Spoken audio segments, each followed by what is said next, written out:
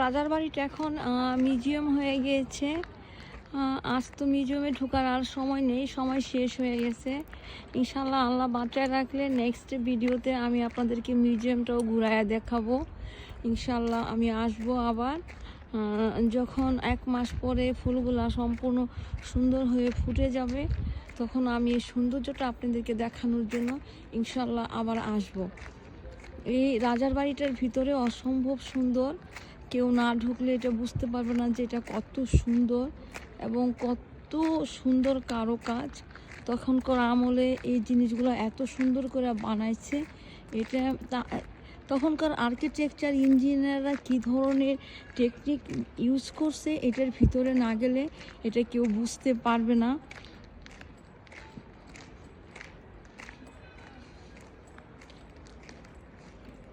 আমি ইনশাল্লাহ নেক্সট ভিডিওতে আপনাদেরকে দেখাবো রাজার বাড়ির ভিতরেরটা।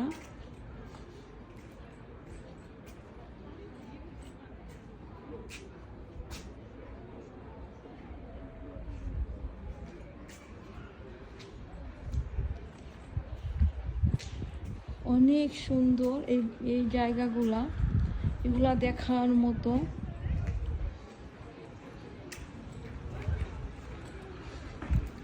কত সুন্দর এই কাজগুলা,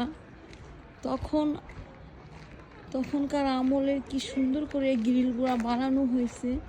এটা এটা এটা নিজে না ধরলে উপলব্ধি করা যাবে না। এত সুন্দর এই গ্রিলগুলা, এত সুন্দর কালারগুলাও অসম্ভব সুন্দর।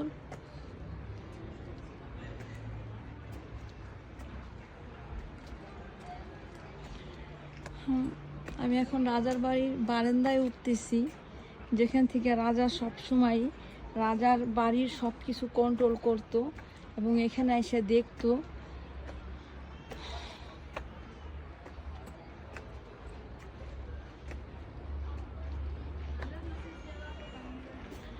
ওই দূরে পাহাড়ের উপরে রাজার চা খাওয়ার যে রেস্টুরেন্টটা ছিল, ওইটা আমরা ঘুরে এখন নিচে নেমে আসলাম।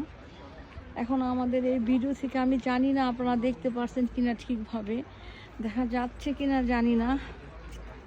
অনেক দূরে, অনেক পাহাড়ের উপরে, পাহাড় থেকে নিচে নামতে প্রায় 10 মিনিট লেগে গেল। চারোদিকে ঘন সবুজের অরণ্য, অসম্ভব সুন্দর। আমাকে যদি আল্লাহ ক্ষমতা দিয়ে তো, তাহলে আমি আমার বাংলাদেশের সব মানুষকে এখানে নিয়ে আসতাম, যে দেখো এই দেশ কত সুন্দর এবং এরা কত ভদ্র। আর এদের মতো আমরা কেন হইতে পারি না? কেন আমরা নিজেরা নিজেদের জিনিস সব নষ্ট করি? কেন আমাদের সৌন্দর্য আমরা ধরে রাখি না? আমার মাঝে মাঝে অনেক এটা নিয়ে আফসোস হয়। আলহামদুলিল্লাহ, আমরা এই দেশে না আসলে হয়তো আমরাও বাঙালিদের মতোই থাকতাম, হয়তো আমরা ওরকমই হইতাম। এদেশের আইন এমন এত সুন্দর, যত ধরনের খারাপ মানুষই আসুক সবাইকেই সুস্থ করে ফেলে এবং সুন্দর জীবনযাপন করার মতো সুন্দর মন মানসিকতা গড়ে দেয়।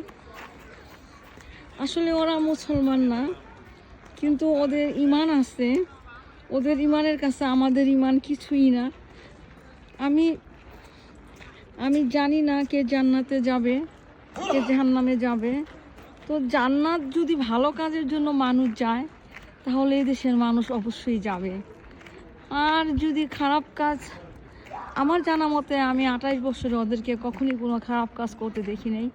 শুধু একটা অন্যায় করে, সেটা হলো ওরা নিজেকে এবং আল্লাহকে বিশ্বাস করে না।